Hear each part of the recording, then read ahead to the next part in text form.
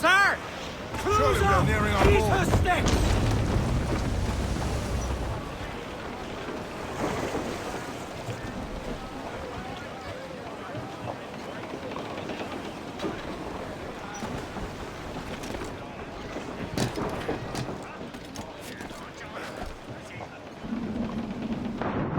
Captain overboard!